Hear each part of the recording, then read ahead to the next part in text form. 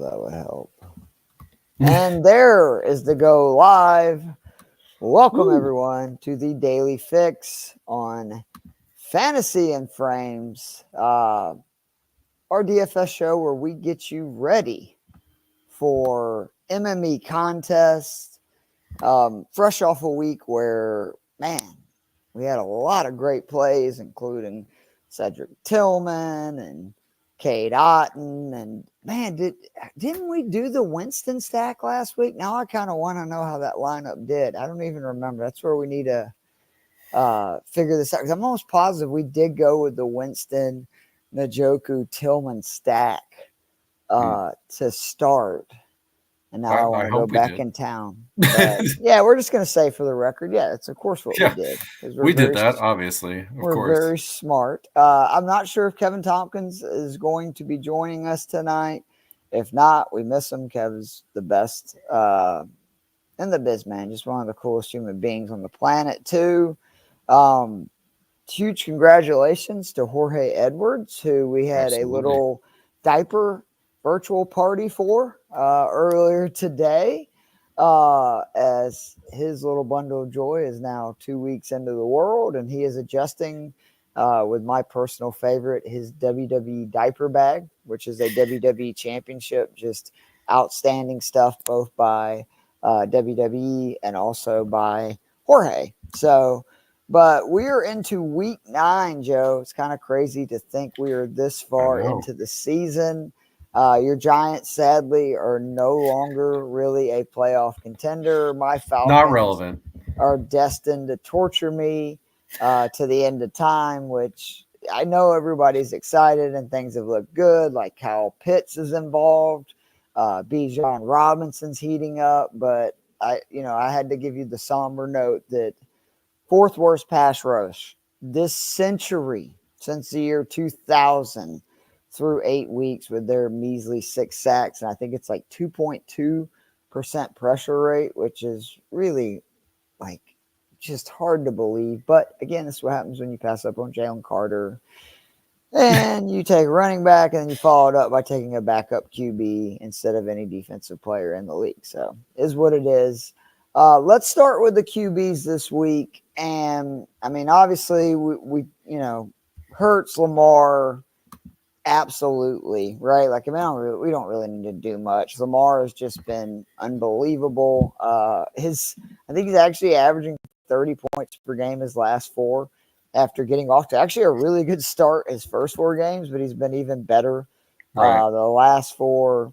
The guy that I want to mention that I think is being slept on a little bit is Josh Allen for the Buffalo Bills, who has owned Miami for his career. I want to make sure that I have this number right. Hold on. Give me 1 second there, Joseph.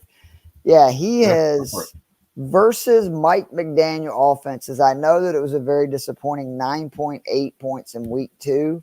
His previous 4 starts versus him, 36.5 points, 25.1, 26.7, 35.9. They absolutely own the Miami Dolphins. I think that will continue this week. And, oh, by the way, like, this team looks really good with the addition of Amari Cooper. Keon Coleman's playing better. Does it seem to open up the entire offense? Allen has all of a sudden the last 3 weeks thrown multiple touchdowns in every one of them, at least 215 passing yards. And what I like is, I know the rushing numbers have not been much here, recently. I think, what is that, 44 yards the last 3? That's nothing for Josh Allen. But there's a good chance that could change at any moment's notice. And it's nice when a guy's doing that little with his legs and still scoring 20 points per game. And then, oh, by the way, he is projected to be owned at a 1.1% clip this week. So that makes him for MME, in my opinion, very appealing. It is an interesting pivot that I had not really considered so far. I mean, I don't ever want to say Lamar Jackson shouldn't be quarterback 1 just in general overall, regardless of price. But considering the matchup, I think I would put Hurts as Right. QB1 because, I mean, yeah, Denver's defense legitimately been very good this year. Granted, not the toughest opposing schedule they've seen so far, but they've shown up. Jacksonville's defense has not really shown up against anyone. So Hurts nearly I think 30 points per game in games that A.J. Brown plays in compared to right, and 17.5 in the others. So pretty big difference there. As we will get to later on, A.J. Brown liking the matchup this week. Yes, we do. So yeah, there's some truth to that. And then yeah, Miami, first against quarterbacks. I think a lot of that has to do with you just didn't have to pass to beat them when Tua was out. It was, it was so easy to win. You'd get a lead. Miami wasn't going to score any points. And then you could just run the clock out. Whereas I don't look at that Miami defense and think, oh, Josh Allen can't carve it up. So I do think that is a very interesting pivot here, especially because what you said the ownership was going to be like 1%. That is what right now the projection is at, is 1.1%. There's a few QBs this week that I was not considering playing, even in MME, but 1.1%, I think he was the 20th most owned projected QB this week. Yeah, and as I was saying with the Dolphins, tied with the Titans for second fewest opposing pass attempts so far this season. Now, they've only given up the 5 passing touchdowns all year. Obviously, that is legitimately good number. But like I said, I mean, you have they've had 4 games where the opposing team has not thrown 25 passes. So, and now we are assuming that this offense will, once again be functional. Was much better last week, even in a loss to the Cardinals. So yeah, as long as they're staying in games, then I expect Josh Allen to drop back to pass. And like you said, probably we just expect Allen to become more productive as the season goes on because he gets more chemistry with Cooper. So yeah, obviously I think Hurts is the best bet for a huge game. But yeah, if we're doing MME, plenty of people are going to be on Hurts and nobody's on Allen. I think that's a smart pivot. I tell you what makes me feel good is both Charlene and Wendy are here with us, 2 of our favorite people who we appreciate them joining us. I hope they're excited about week 9 as we are. Speaking of QBs with rushing upside, are we sleeping on Jaden Daniels, who is another guy at 7,500 that, I mean, he's averaging 20 points per game, and that is with a 5-point effort due to him getting hurt on their very first drive after a 40-yard rushing.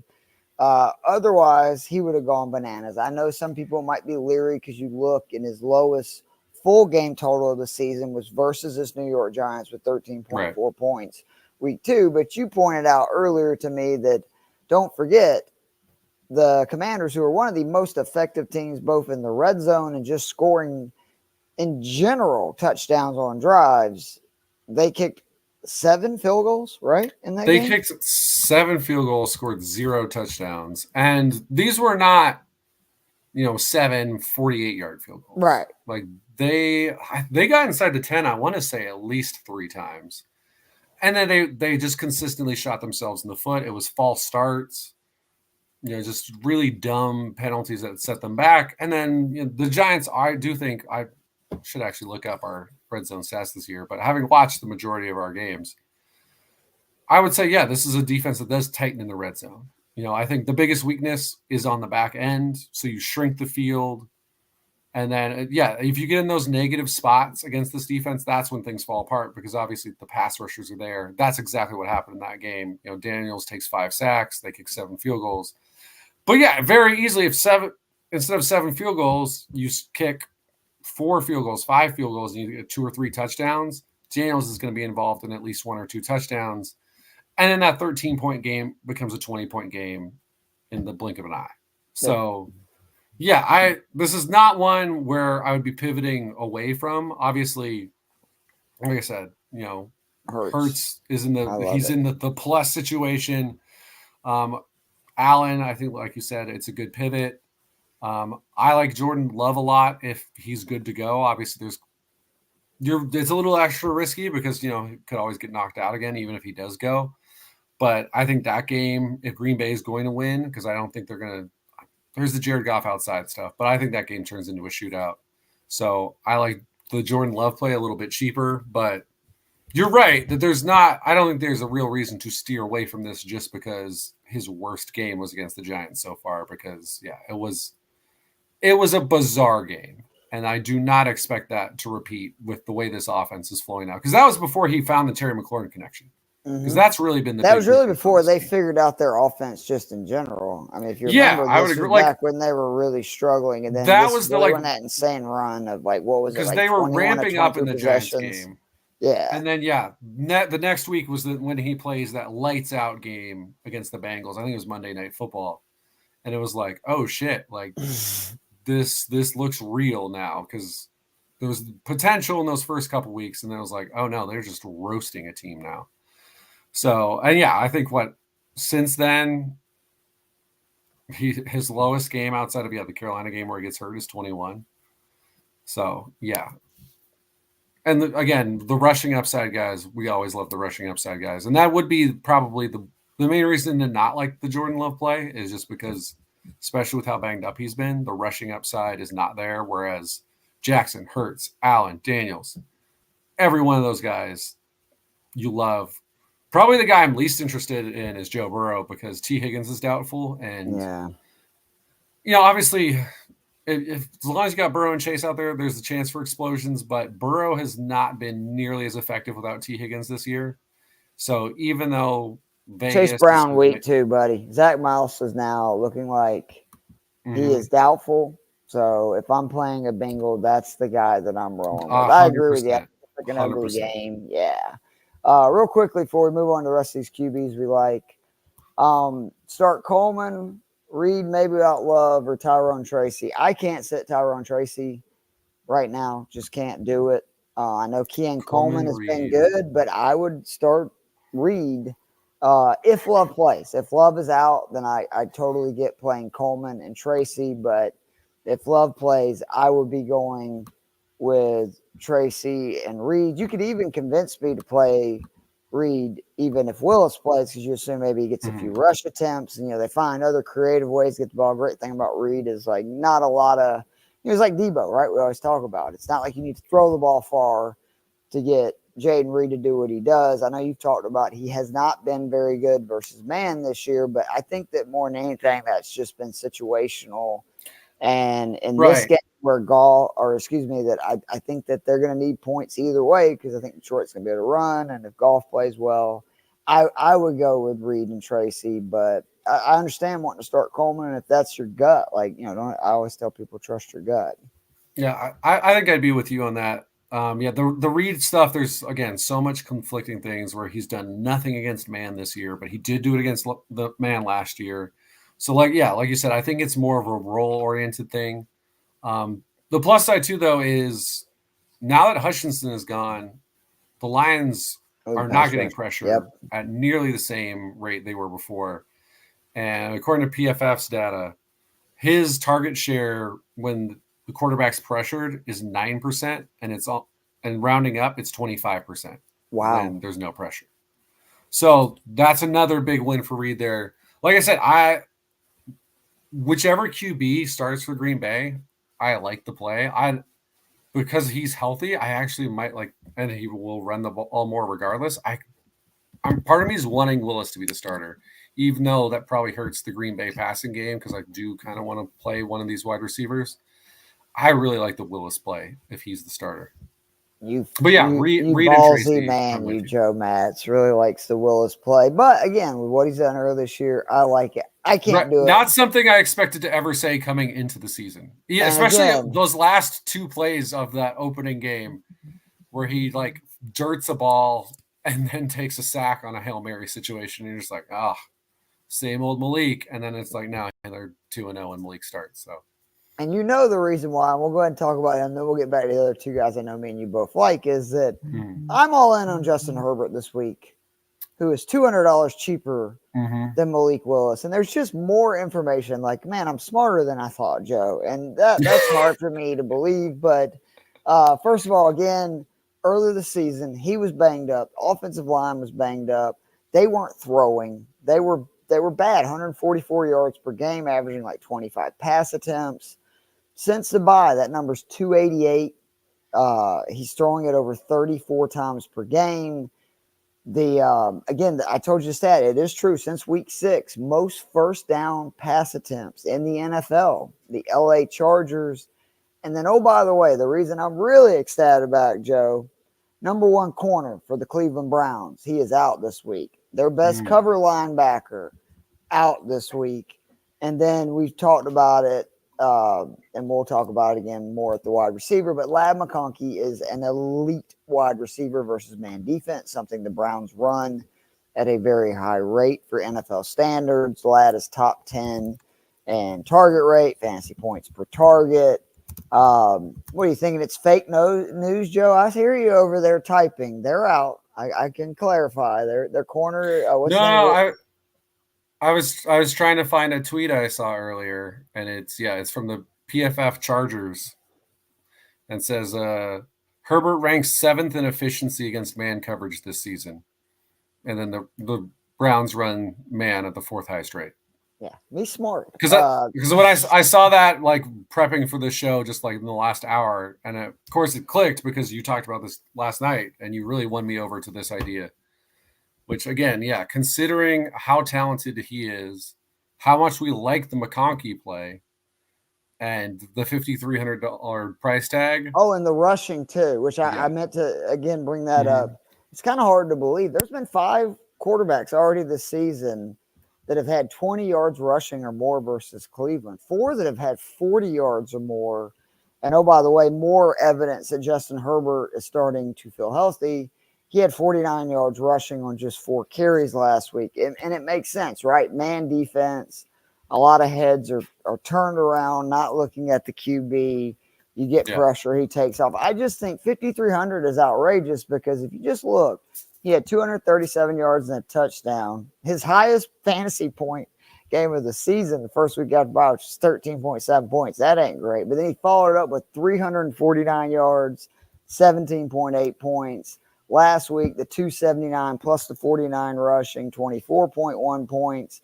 And this is not the Cleveland defense, even without the injuries, because these guys have actually been playing recently, even without those guys being out. Cleveland's defense has really been hemorrhaging recently, giving up a lot of big plays, particularly in the pass. And what I really like about it is that Cleveland is still a good run defense. I don't think J.K. Dobbins is going to go wild and they're just going to be able to run it, down basically Cleveland's throat. I just think Herbert at 5,300 is insane. Like, it's one of those, it's almost kind of in that Cade Otton category where I don't understand why he is so cheap. I mean, he is 9th in points per game on DK at the position over the last 3 weeks. He is the 22nd most expensive QB on the slate. I mean, Michael Penix is not playing unless something bad happens. I was really confused when I saw that. I think Sam Howell is more expensive or the same. Yeah, they're the same price. Like, what is going on? No, we're at the QB position for sure. I don't think we're going to ever see a talent to price deviation larger than we're seeing here, where you're talking about one of the 5 most talented quarterbacks in the NFL. And like you said, he's behind backups. Mitchell Trubisky's 100 less. That's all you need to know. I mean, do we need to say anything else? Mitchell Trubisky. Yeah, it feels like there's some sort of Jedi mind trick that they're trying to pull on us. So yeah, I'm at a loss as well. And he's projected to be low owned too, which is again even better for him and me. And I'll go ahead and tell you again, I think I'm all in on him on cash. Like, I'm either going to play basically Hurts, or I'm going to do the other lineup where I play Herbert, Ladd, and then from there, man, it's just have fun, Keith, because you can play basically whoever you want at that point. If I want A.J. Brown and Kyron, I can do it. If I want Barkley and CeeDee Lamb, I can do it. Like, I can work it out very easily. Yeah, no, there are a lot of options when you're talking about a quarterback who's at 5,300, especially when there's one guy that we're just completely all in on. So Yep. to pair with Any him. other QBs? I know that we talked a little bit about the Dak Cousins. I definitely want to mention Dak again. Do you want to? Because I know you were stronger on Cousins. Do you want to kind of go over that, or is there another guy that you like even more this week? With an extra day and everything. I think in that middle tier, I think those are the two guys I'm looking at. I mean, same thing, that I said last night, where game script wise, I love the Dak play. Obviously, don't like the running back situation in general in Dallas. I think Atlanta, based on the way the Atlanta offense is playing and the way the Dallas defense has been playing, good chance Atlanta's posting close to, if not over 30 points, which means if Dallas is going to stay in it, Dak's going to have to light it up. My main issue remains that there's just only one receiving option I trust in Dallas. It's fair. So you're going to have to spend, because if you're doing Dak, I don't know why you would there's no reason not to be pairing him with CD if you like Dak that much. So that's your receiver play then, which is not my favorite high price receiver play this week.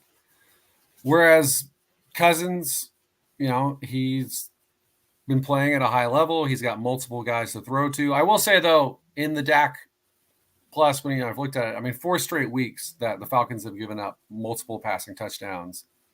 And that includes a 300-yard game last week where Baker Mayfield's playing without any of his star receivers. So there's definitely the opportunity there. And for Kirk, I worry about the game script.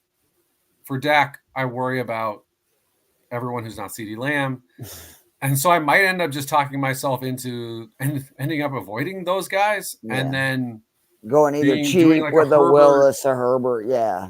Yeah, Herbert, Willis, or if I'm going up. What about Winston? If we're in that cheap range, because I mean, I liked what I saw last week, and again, this is the main reason I think that if you're a Winston believer, don't be afraid. Let's go over again the QBs that the Chargers have faced, and you tell me, do we truly know this is an elite passing defense? They played Gardner Minshew, Bryce Young, Justin Fields, Patrick Mahomes, Bo Nix, Kyler Murray, Spencer Rattler. Are we sure? I know the ranking and all the numbers say that, but outside of Mahomes, they have not played, in my opinion, an above average passing QB this entire season. And, I don't know, man. I kind of like what I saw from Winston. I like the Tillman, the Njoku. I do believe the Chargers have an elite run defense to where they're going to be forced to throw. And it kind of wouldn't shock me if that game turns into, I've said it a few times, a sneaky shootout where both of those teams are able to move the ball through the air on one another. And we know Jameis not afraid to be aggressive. I just think that, again, you're getting a guy, what is he, 54 or 55? He's 54. It would not shock me at all if he throws it 40 times again. He threw it 41 times last week. He threw 11 the week before on one possession. I understand they were way down. Right. I mean, he's thrown it 52 times and basically a game and a possession. So I don't hate that either. Yeah, I do. I think the Chargers defense is good. Do I think it's an elite defense that you just have to steer away from? No, I think I'm with you there, where I'm not just terrified of this defense. So Jameis at that price point. I mean, Jameis is one of those guys you like to have in fantasy. In that, I mean, it's honestly, it's like Flacco last year when he was the Browns quarterback, where if he throws 3 picks, I'm not going to be surprised. But that could come with 300 yards and 3 touchdowns, and I don't care, because it doesn't matter to me if the Browns win. I just want them to put up points and put up yards. So I think that's a very reasonable play too. I think I would probably steer towards Herbert and or Willis, depending obviously on the Green Bay situation, before I'd go Winston. But I'm also just predisposed to not wanting to put Jameis Winston on my fantasy teams for off-field reasons. But if you don't have my personal hang-up, it has nothing to do with crab legs, right? It has nothing to do with crab legs. That is correct. But I think that's a totally reasonable play. Obviously, the immediate returns were good there. We all thought it would be a step up from Deshaun Watson because it was basically impossible not to be. Oh, I got to give But Stacey Perez credit. She was screaming significant jump. for like months that this was, what are you doing? This is malpractice. And she was kind of proven right. Let me add something on that real quick. If there's anything else with the QBs and you move on. I can't believe I'm saying these words because it's not normally where I go to get good fantasy football information. But Bill Simmons actually made a great point on his podcast that the Steelers, I forgot, were dealing with a lot of injuries on their defensive front when they played Dallas earlier this year. You remember in the game that there was the long delay. It's also because of the field being wet. They had trouble getting footing. Like Dak just basically had a lot of time in that game. He threw for 352 yards and kind of picked that team apart, moving it down the field.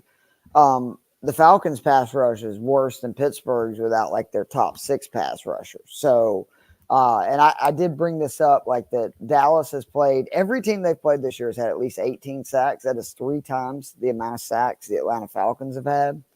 I do think that's going to make a huge difference. He's looked a little bit different in games when he's had time. And I pivot away from Cash. Like I can't do it with Cash, but MME, I do feel comfortable like, doing it. Charlene knows what I'm talking about, not the crab legs. Jameis has done some other questionable stuff. Any other things on QBs, or you want to move on to the running backs? Let's go talk about the running backs who we are pretty high on this week. Oh, it's friggin' running back, but it's like it's 2008, Joe. Running backs are back, particularly for this week. Just take your pick. Like honestly, like Kyron Williams versus Seattle, I love it, especially now seeing that poor Geno, no Metcalf, no Fant. That's making me feel like, this may be the Kyron Williams game, right? Because they'll be up. They still have to win. It's a tough place to win on the road in Seattle. Puka, I think, is going to play, but we don't know that for sure. Right. Optimistic. He's 200 less than Barkley, who, again, the thing about Barkley that I don't think it means anything, but he's been so bad in actual games in Philadelphia. It's insane. Like he's had the 2 games in Philadelphia, because remember they played the actual technical home game in quotations in Brazil. Oh, right. To open it. That was not in Philly. So the 2 home games this year, he has 40 carries for what is that? 152 yards.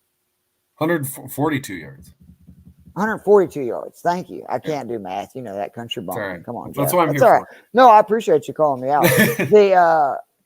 That does concern me a little bit. Like maybe you could say he's due, but for whatever reason, in the 2 Philly games, and like Atlanta, run. I tell you, Cleveland's a really good run defense, so maybe that's more what it is. Is Cleveland a really good run defense? I think that they have been of late. I mean, like Derrick Henry didn't go crazy, did he? 11 for 73. I wouldn't call that, for Derrick Henry. The yardage is low. It's only, they're only giving up 86 yards per game, but for whatever reason, this is odd to me. Yeah, they've only seen 20 carries per game for a team. I think that again is how bad Charlene understands. She said she's Asian and also can't do math. And she can't spell either with the Kieth. Luckily, I don't mind that because that happens all the time, and I still love Charlene. But it's EI, which is weird because isn't it the I before E except after C or whatever? C. That is that's not true with my name, which doesn't make any sense. But neither does the English language. So we have that. I mean, the thing I would say about the Browns, though, is the fact that the Raiders found success running against them is maybe bad. Of course, Zamir White didn't. He had 50 yards on 17 carries. And then Madison had 60 yards on 5 carries. Good Lord. And it wasn't one huge long carry. He had 24-yard long, which means on the other 4 carries, he still had at least 36 yards. Yeah. So, and the Raiders have had no ability to run the ball for most of the season. So, I don't think the Browns, to your point, he didn't face terrible run defenses where you're like, oh my God, what's happening? Right. But he also didn't face the elite run defenses either, which does give you a little bit of pause. I will say Maybe one it's the thing that people field.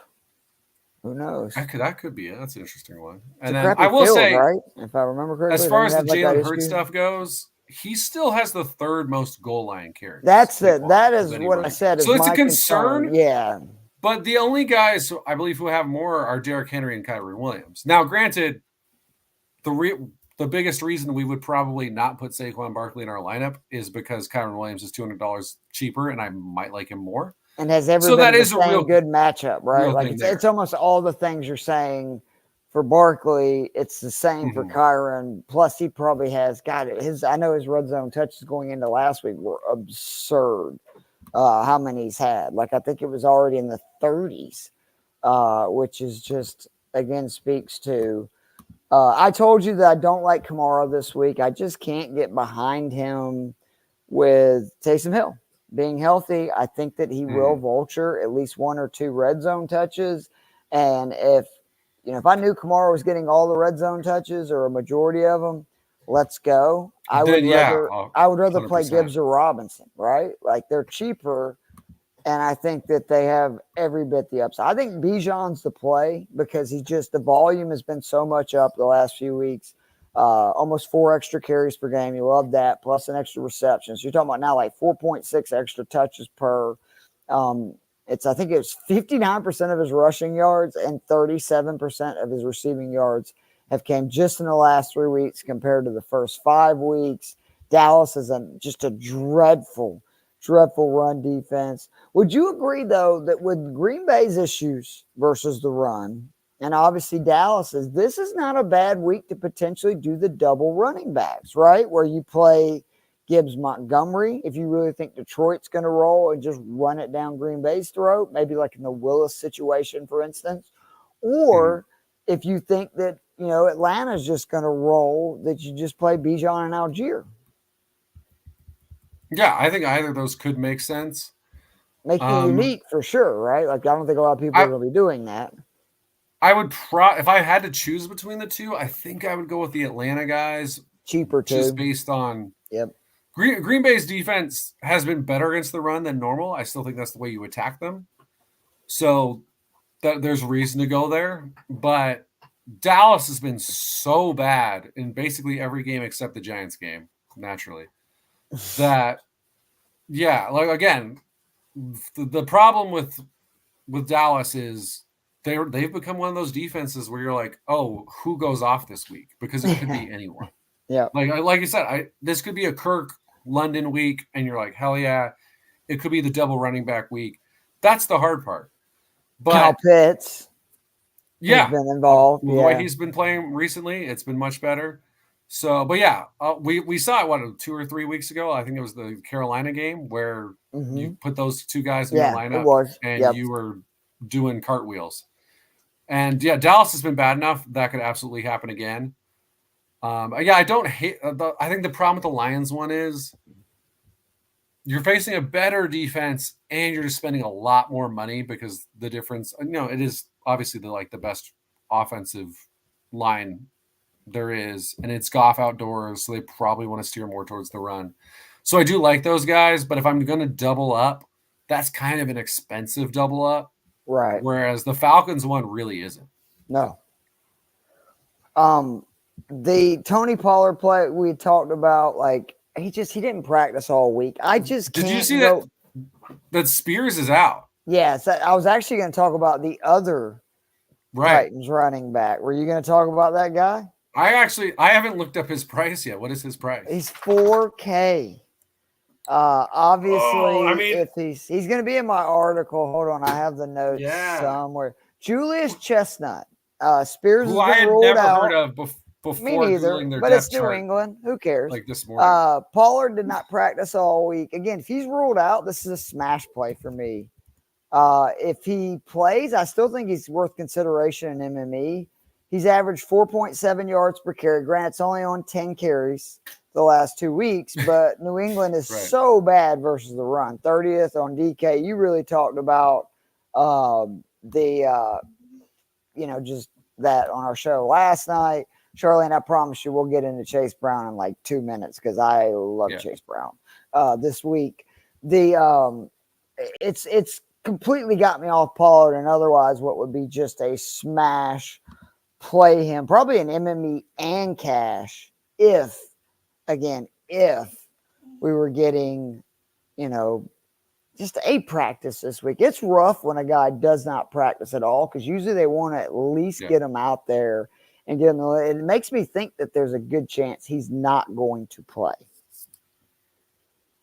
Yeah, it doesn't look good, which again, that it's exciting from a roll the dice on Chestnut standpoint because again, the Patriots are giving up over 120 yards on the ground per game, and like I said last night, they gave up 93 yards the first 2 weeks combined. Yeah. So that's what it was. I knew you told me something crazy. Yeah, that's and what it was. A rushing touchdown in every single game. Yeah. So they're not stopping anyone. You have to screw up really bad for the game script to go away from the run against New England. If Pollard and May don't play, is this the worst NFL game of the season to watch? I mean, I'm trying to. There's probably been some.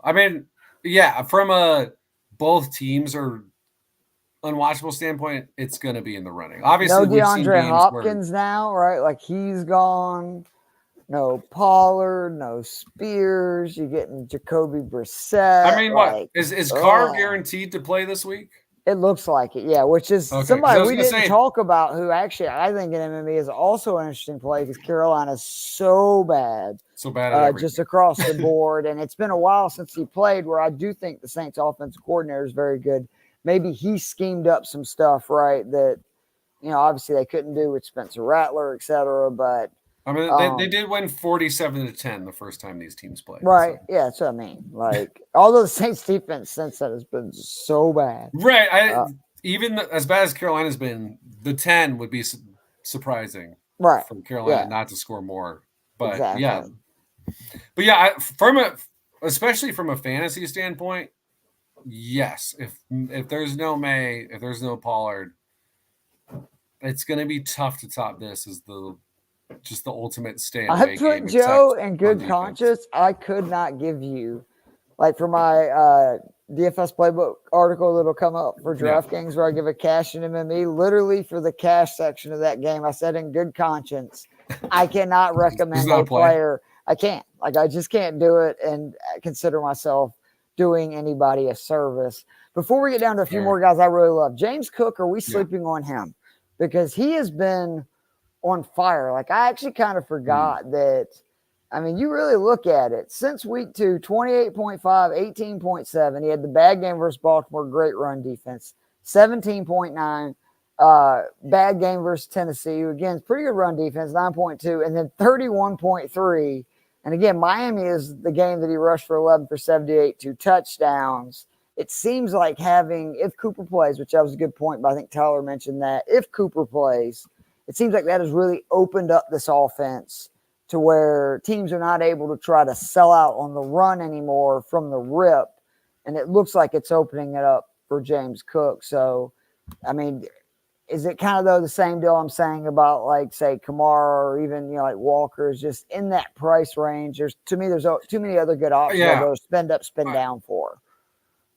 I think that's my big issue is it's not that I don't feel pretty good about the Cook play just in general, but for $200 more, I get Bijan, who's a better, more featured running back in a better matchup.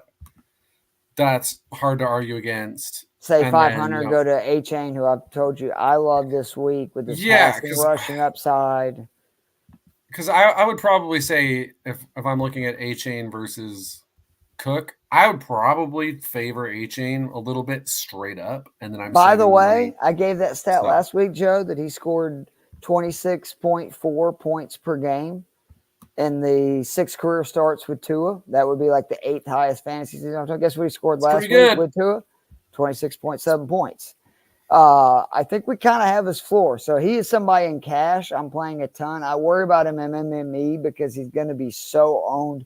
If you're going to play A-Chain, you have to make your lineup different somewhere else. Let's talk about real quickly because our girl Charlene brought up with the news that Moss is probably not playing. Yeah.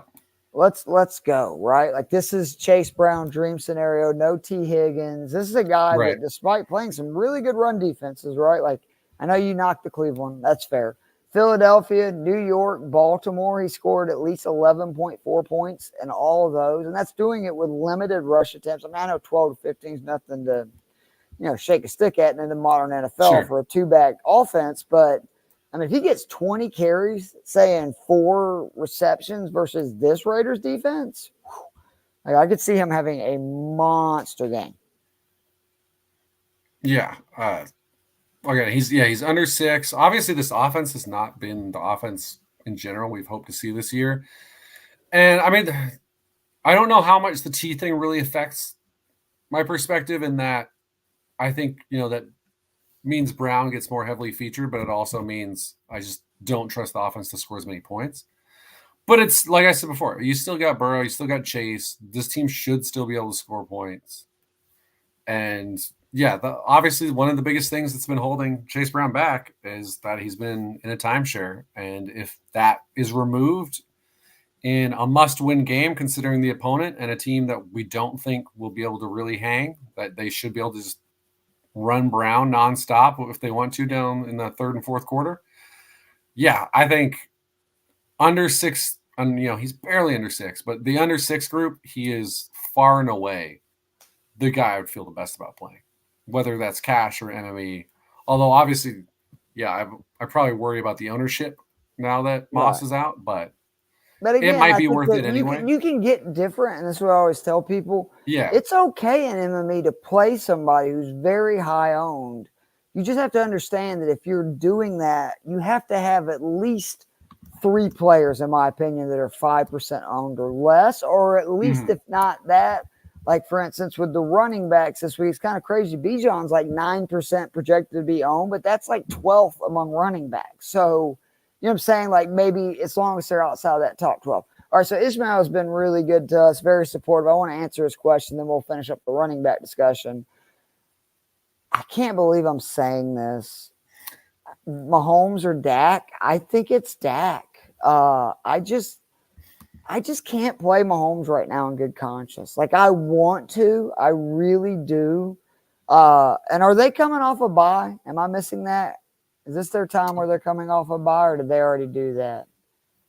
The Kansas City? Chiefs, yes. Who did they play last week? Didn't they come off? I think last week was their game off of a bye. Okay, because that's what I want to make sure. Because he's so good. I'll double check. I'm pretty sure I remember reading. No, wait a minute. Who did they play? Yeah, well, last week they played. I'm sorry, they played the Raiders. Okay, the Raiders. So they actually took the bye for the Saints game. And no surprise, they scored their most points of the year. Yeah, versus their bye was the week after. Yeah. Their bye was before the Niners game. So yeah, do you agree, or am I insane that you'd want to play Dak here? That I'd play Dak over Mahomes this week? Yeah. Yeah. As much as I disagreed with you last week about the long-term play on Mahomes, where I still think, and even more so now, I mean, obviously Hopkins isn't who he once was, but I still think he'll be an upgrade over what they've been working with, which low bar, but still. Yeah, I like Mahomes long-term. If I'm going this week, I think I'd probably lean Dak. It is close, though. Okay. All right, let's finish out this running back discussion. The other guys that I just want to bring up, I love DeAndre Swift, but I have now pivoted off of him, both in MME and cash, because you know what David Montgomery's projected ownership is this week. I'm guessing pretty low. I think everyone, if they're going with Detroit, they're going Gibbs. 1%. Also, just nobody. All right, cool. I am shocked. Like, I know that it's been rough, but rough for him has not been that rough. Bad, yeah. I mean, he scored at least 15 in every game but one this season. 14.9 in every game but one this season. And for MME, goodness gracious, like, we're really going to just, like, just hearing that ownership, yeah, like, he's going to be in lineups. For sure, because it is highly plausible that he scores like 2 touchdowns, even if he only sees what he's seen the last 2 weeks, which is like 9 carries, right? He still could have 2 touchdowns the way they use him. And I think that's going to be the plan. Golf's numbers, again, outdoors, and especially in cold weather, which they're actually talking, I think, the game in the low 50s, some rain, wind. I just think if I was Detroit, you just smash Green Bay in the mouth. A lot of Gibbs, a lot of Montgomery, and then play action to Laporta, St. Brown, etc. Yeah, I mean, I'm with you. Yeah, PFF, again, on their O-line, D-line metric has this as, in the run game, the biggest advantage of an O-line versus a D-line. And, yeah, everything else you just said, the weather, Goff just in general outside, I think all of those point to that's what the game plan should be. And, yeah, so if he's going to have just no one on the Montgomery train, then I'm happy to be part of the, like, 0.8% that will throw him into some lineups. But yeah, another guy that I think is interesting in that range is James Conner, just because, again, the Bears are a Bring much, up that stat much... you talked about the carries or whatever. So going by DVOA, which used to be Football Outsiders, now it's over at FTN. It is more efficient, again, for the vast majority of teams, is more efficient to pass the ball than to run the ball, which is why everybody passes more than they run, unless their quarterback sucks. It's 10% more efficient to run the ball than pass the ball against the Bears defense.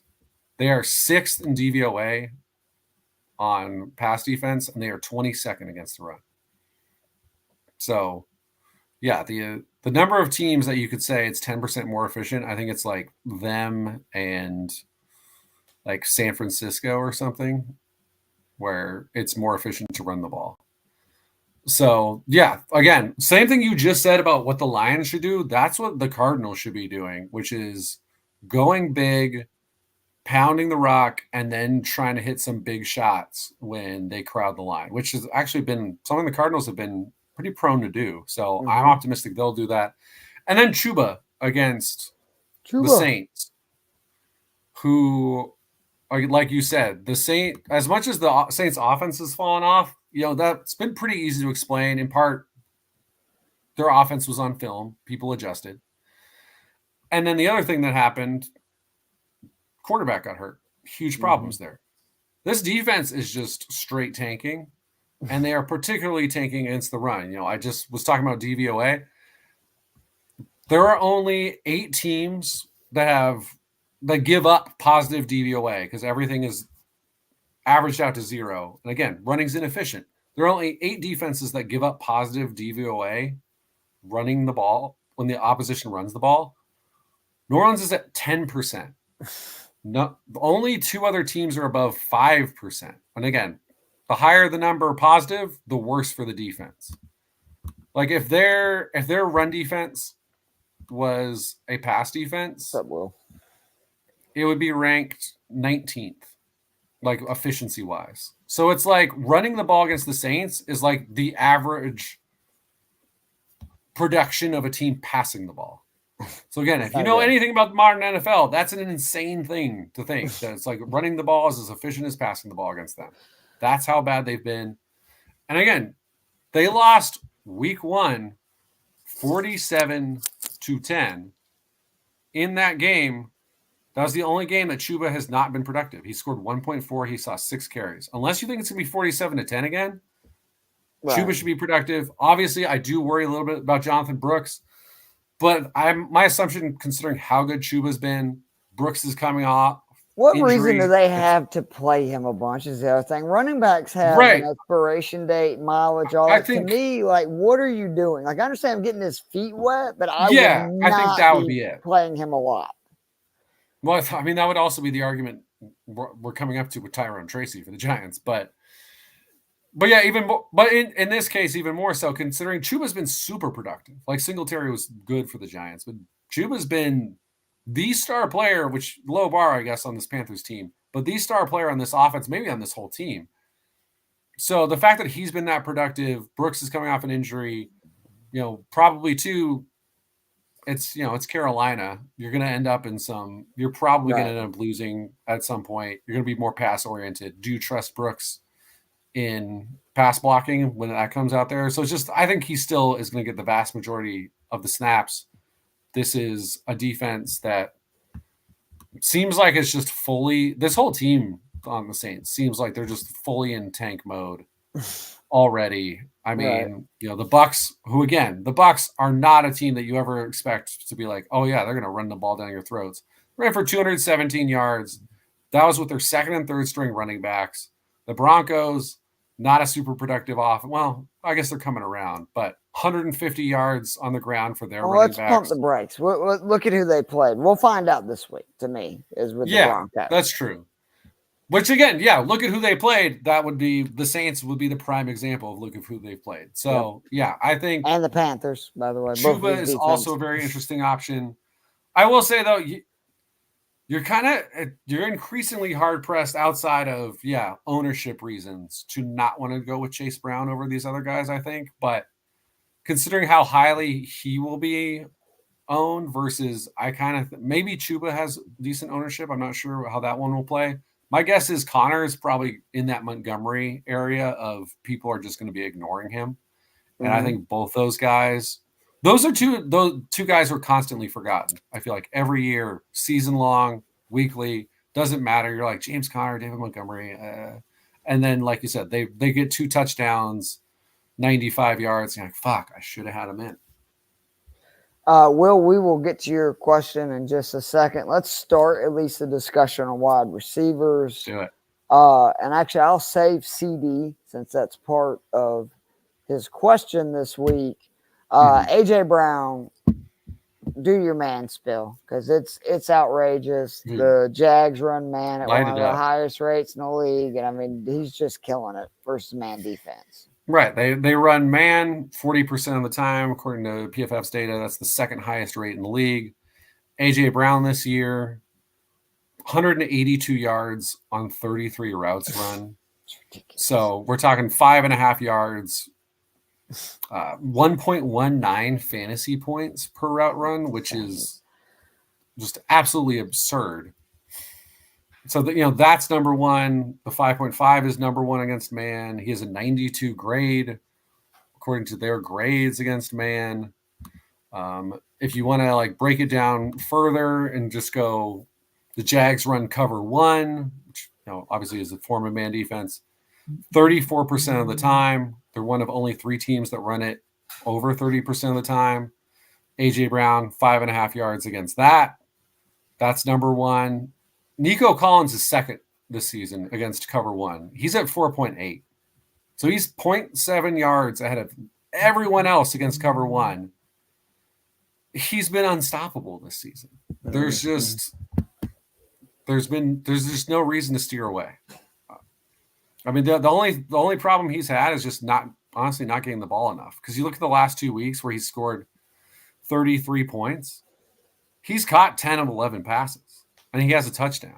And he's ended up just shy. He's been high 80s in the yardage. So, I mean, really, the only thing that would hold you back here at all is just do the Jags keep pace enough to keep them passing? Because everything else here is slam, slam, slam. I like that.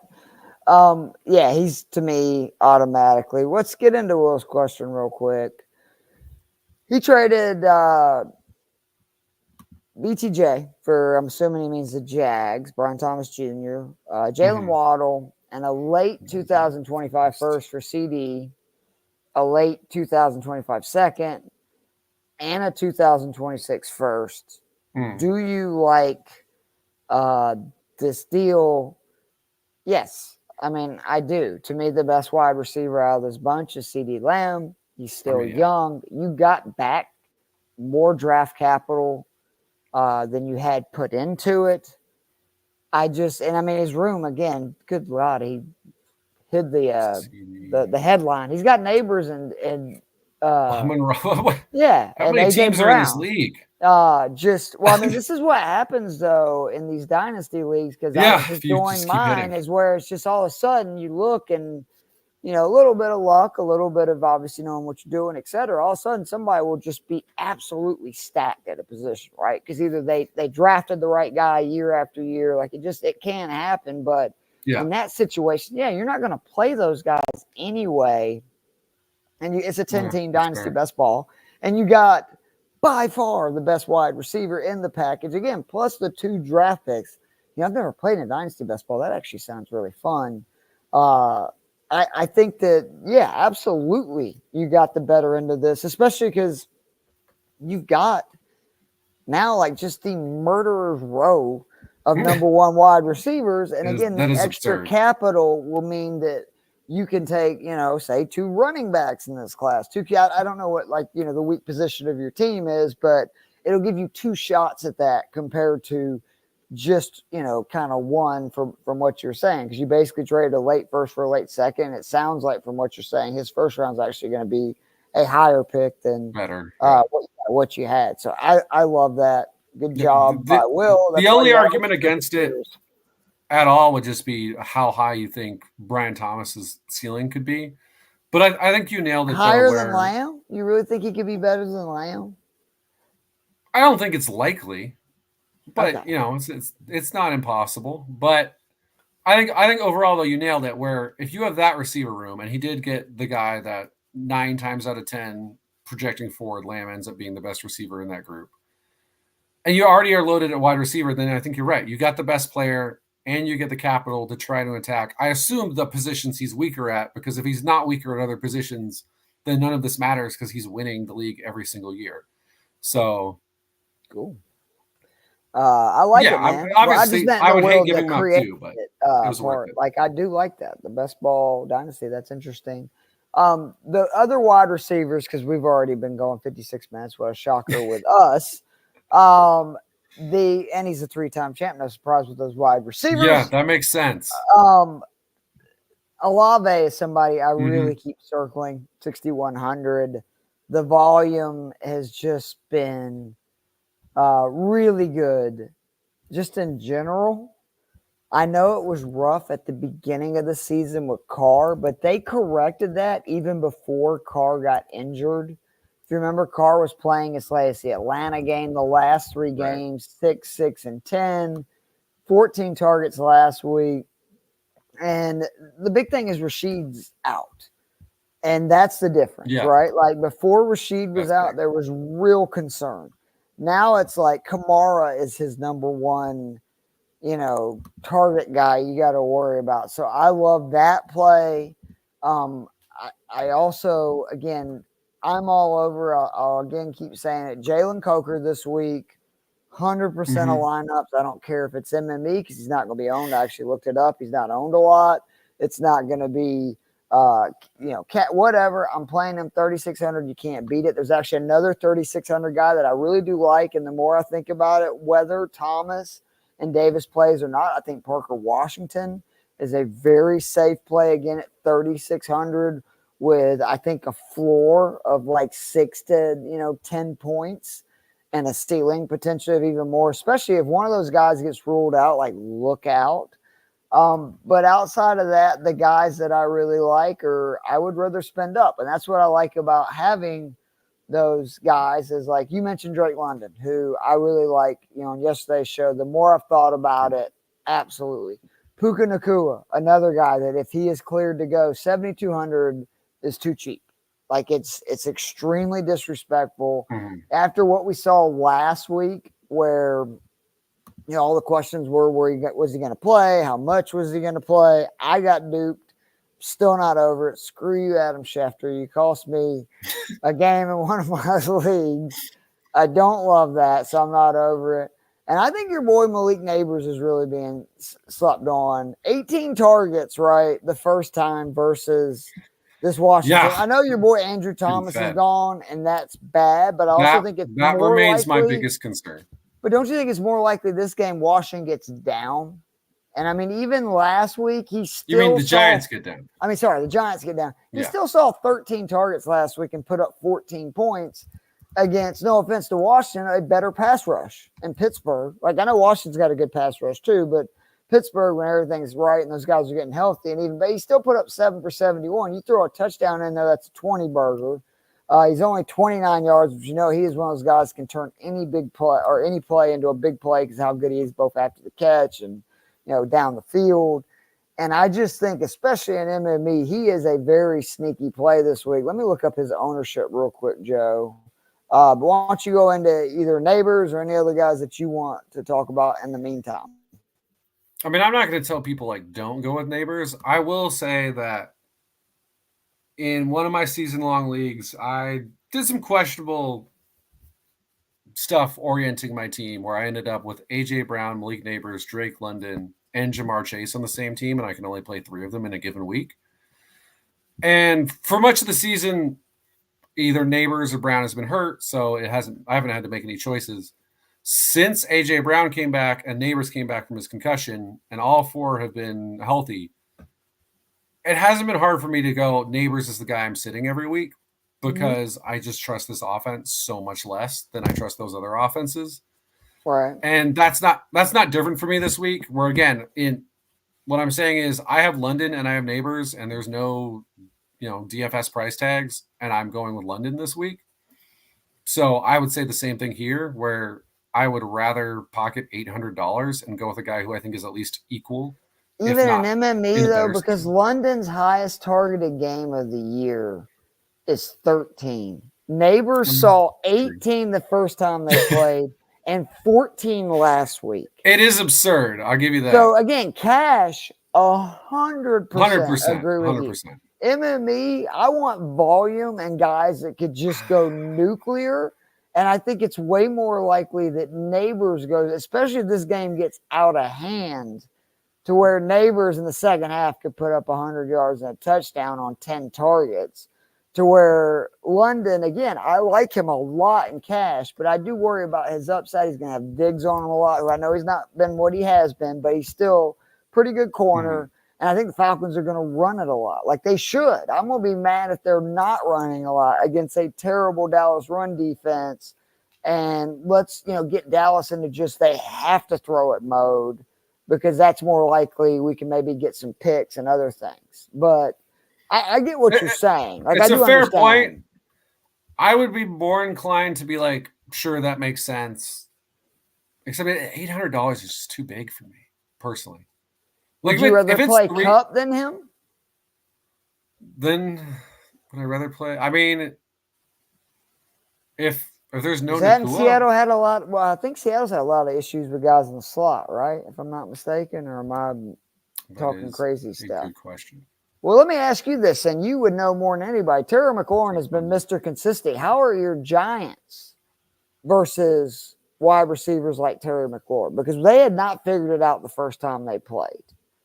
Since then, I mean, he has just been Mr. Automatic. Yeah, he's had, I think, a touchdown. Yeah, he has. He's had a touchdown, or, technically not 100, 98 yards or a touchdown in every single game since the Giants game. Some of those he had 100 yards and a touchdown. Oh, by the way, he scored 15.8 points or more. He's probably averaging right at 21 or 2 points just looking at it in that stretch, because he's another guy in that range. I get to, if Puka plays, if Puka's a full go, I probably like him. No, I think I'm going to stick with Neighbors just because of the volume. And again, right now his ownership's unavailable. I expect Neighbors to be low owned after the last couple of weeks. And I just think if you're getting a guy with that kind of talent, and I would be shocked if he doesn't get 13 plus targets again, I'm going to roll the dice. Because again, it's MME, multi-entries. Again, cash. I still owe you one from a few weeks ago. You let me in on the secret that, hey, Andrew Thomas is out. This Giants passing offense sucks. Because remember, I was going to go all in on Daniel Jones that week. So you saved my life. And I lesson learned, but for MME, especially against Washington, who they have gotten burned by some number one wide receivers, even in games that, I look at Carolina, Deontay Johnson had a great game. That's Andy Dalton. I think that it's still enough worth the upside I mean, yeah, Washington, only 4 teams are giving up more yards to number 1 wide receivers than Washington. So, And that's what yeah, I think DJ Moore doing nothing last week. Thanks a lot, DJ Moore. that is a very good point. And again, for the guy who asked about, Jaden Reed, if we're, I guess, are you for sure qualifying him as the number 1? I guess probably I would in Green Bay, although it's arguable. That's confusing, though. Yeah, Detroit's giving up. Like I said this last night. I should remember to say it again today. Detroit, first in yards allowed, first as in dead last, first for us as guys looking for advantages against defenses. So dead last in yards allowed to number 1 wide receivers, 99 yards per game. Then we go wide receiver 2, 68 yards per game. Only Jacksonville and New England have been worse. Then we go, what about wide receiver 3? Somehow even higher than wide receiver 2, 71 yards per game. That is also dead last.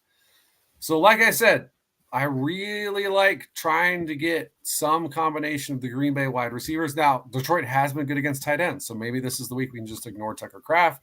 Right. Again, the hard part is guessing which wide receiver, although it could absolutely be multiple wide receivers in a game against Detroit. The guy I probably like the most is Dobbs, just because, again, he and Reed are out there the most. Dobbs has been much more productive against man coverage, which a lot of the time, like 40%, again, they do still run more zone than man overall because everyone does now. But 40% of the time they're running man, which, yeah, that's one of the highest rates in the league. So I like Dobbs, who did have a 90, I think it was like a 9 Sorry, for I 90 missed game that last from year against Detroit last I year. see what you mean now. If Love is active, I'm hesitant to start him due to re-injury weather. Would you rather play Caleb, Stafford, Herbert, or Carr? Where would you go? For me, it's Herbert. I believe in Herbert this week. Caleb loves Stafford, Carr. I mean, Caleb Williams, I am interested in this week. I mean, if we're talking MME, I think I'm. No, I think he's talking like I believe just he's just straight talking up season. Yeah, because I mean, MME, why wouldn't you just go with Love anyway? I mean, it's MME, you're taking a chance anyway in most lineups. Well, I mean, if we're doing those four and it's MME, I think I'd go with your Herbert play just because it's cheap. Yep. I like the move. If we're talking, you wouldn't go with him? Oh, I'd go with him straight up. You would take Herbert over Stafford and Williams straight up? I would. Joe, when I'm all in, I'm all in. I believe, again, fair. Ninth most points the last 3 weeks. The last 2 weeks, he is 5th among QBs. So you're in even if we get like Puka's cleared, he's good to go. And it's the full arraignment of weapons. Because if Puka's playing and you got Puka and Cop out there, I'll ride with Stafford.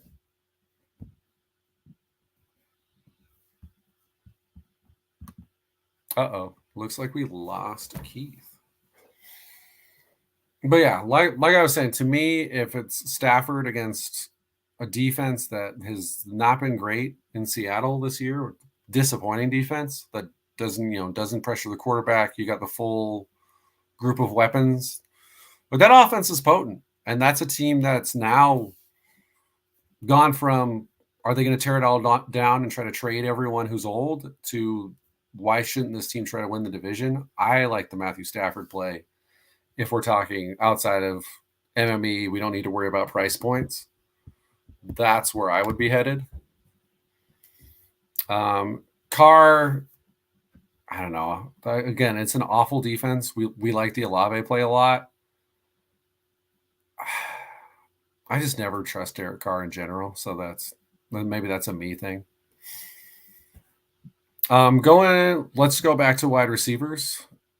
I'll let Keith, whenever he gets back, talk about his guy, Ladd McConkey, because we love that play this week. But going for more of a deep shot, both literally and figuratively, I think Troy Franklin is a really interesting one this week. He's only run 22 routes, against man this year, but the Ravens run the 11th most man, and his target share against man is 46%, which is absurd. Ravens, third worst DVOA on deep passes. That is obviously a huge thing we're always looking for with Troy Franklin because he is running those 9 routes down the field. We do always have to worry about him catching the ball. That's the reason he dropped in the draft. We've already seen it happen this year before. But yeah, if the Ravens play any single coverage, Troy Franklin is a problem. I mean, so far this season,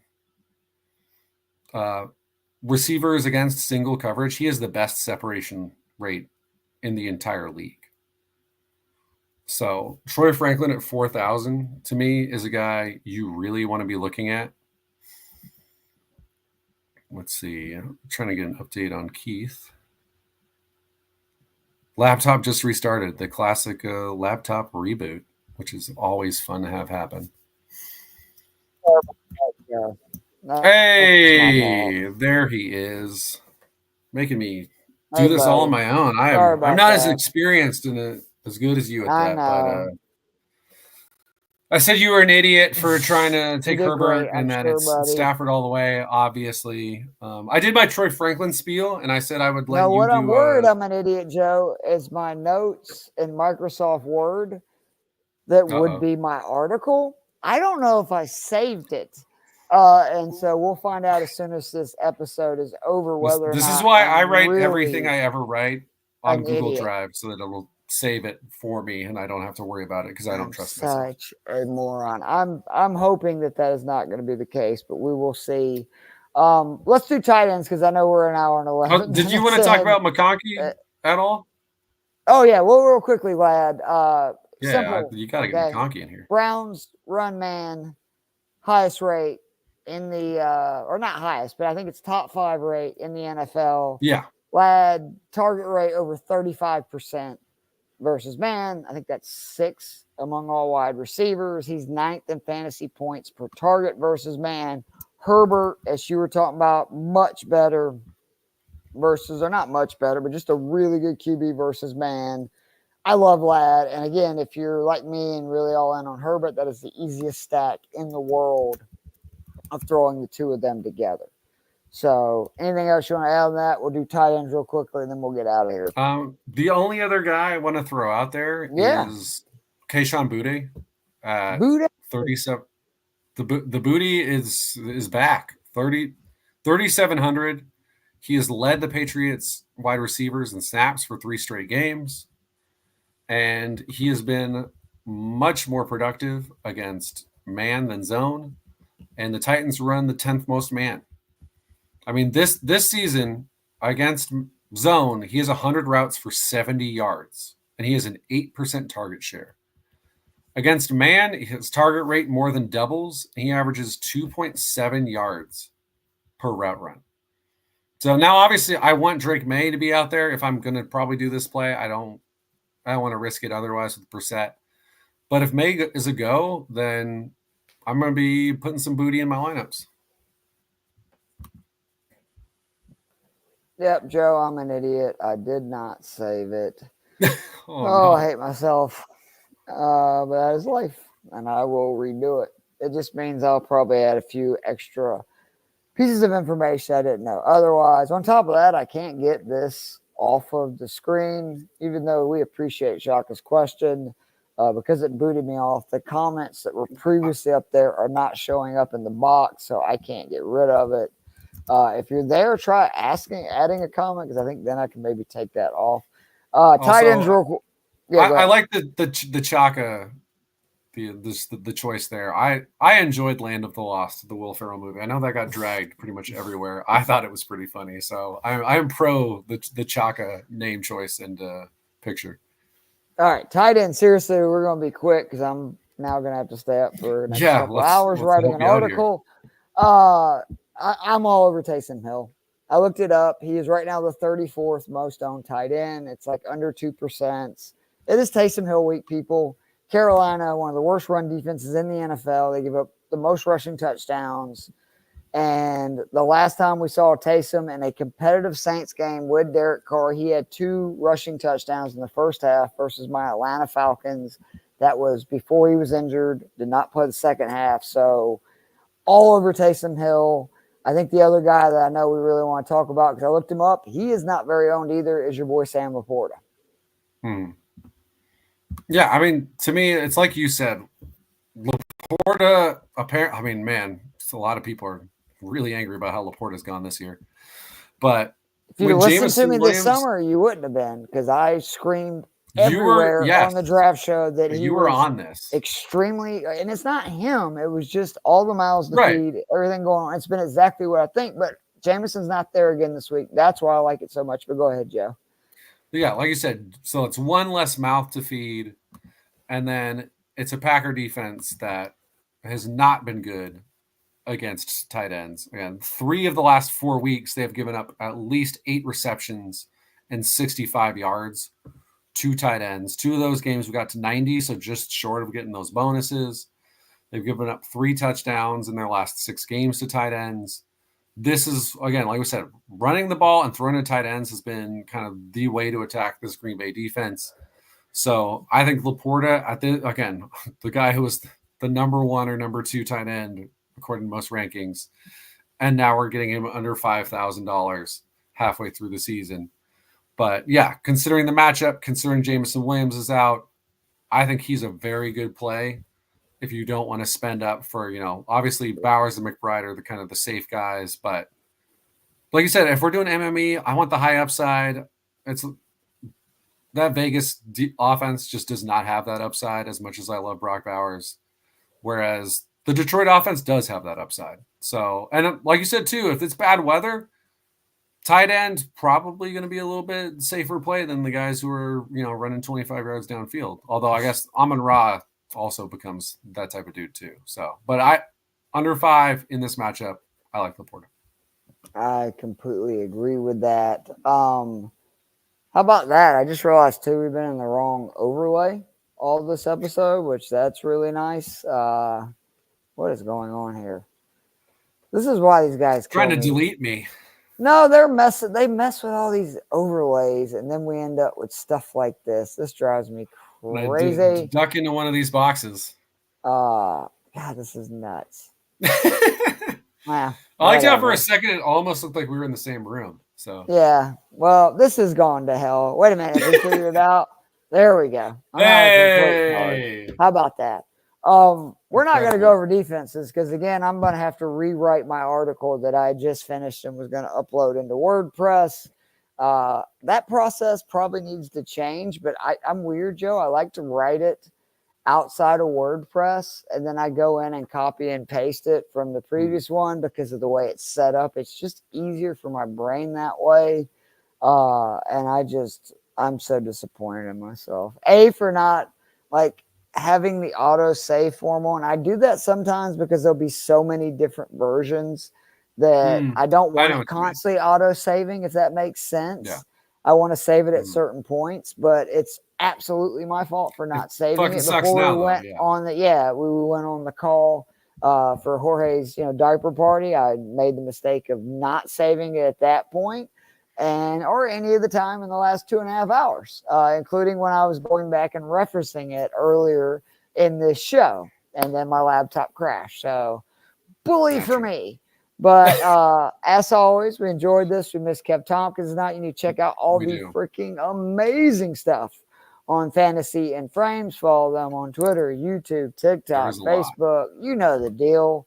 And for me and Joe, let me see. Can I at least get the song on the way out? Because I love our song. Oh, yeah. I got it.